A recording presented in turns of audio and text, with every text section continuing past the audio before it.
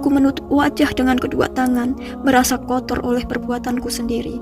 Di antara isak yang tak mampu kutahan, keluar kalimat yang bahkan membuatku terkejut.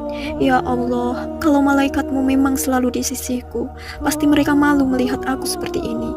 Kalimat itu menusuk lebih dalam dari hukuman apapun yang pernah kutakuti. Dan dengan langkah lemas aku menuju kamar mandi. Keran kubuka, air dingin mengalir ke telapak tangan, ke wajah, ke seluruh tubuhku yang gemetar. Wudhu di tengah malam terasa seperti pulang setelah lama tersesat. Setiap basuhan bukan hanya membersihkan kulit, tapi juga meluruhkan kesombongan yang selama ini menutup hatiku dari rasa malu kepada Allah.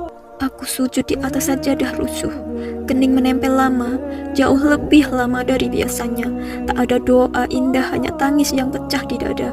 Aku sadar, selama ini aku pandai menyembunyikan dosa dari manusia, tapi tak pernah bisa menyembunyikan dari malaikat. Mereka tetap setia mencatat meski aku berkali-kali mengkhianati kepercayaanku sendiri. Sejak malam itu, hidupku tak serta-merta menjadi suci.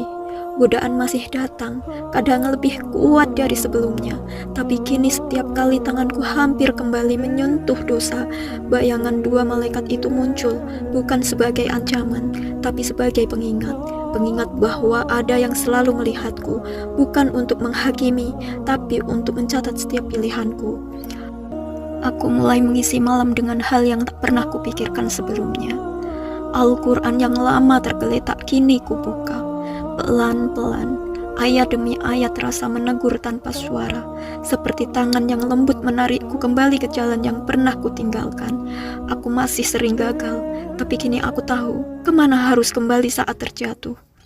Orang-orang di sekitarku mulai heran. Aku lebih pendiam, lebih sering menolak ajakan yang dulu selalu kukejar. Mereka tak tahu di dalam diriku sedang terjadi perang besar. Perang antara nafsu dan rasa malu kepada malaikat yang tak pernah pergi meski aku sering mengecewakan. Kini aku mengerti, taubat bukan tentang menjadi sempurna dalam semalam. Taubat adalah tentang merasa diawasi oleh kasih sayang Allah. Setiap kali malam kembali sepi, aku teringat hujan pertama yang mengubah hidupku. Malam ketika aku sadar, dosa bukan hanya melukaiku, tapi juga membuatku malu di hadapan para malaikat yang selalu setia menjagaku.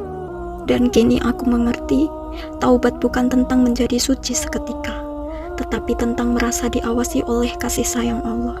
Jika malam ini kau merasa sendirian, ingatlah, kau tidak pernah benar-benar sendiri. Ada malaikat di kanan dan kirimu, mencatat bukan hanya dosamu, tetapi juga setiap usaha kecilmu untuk berubah.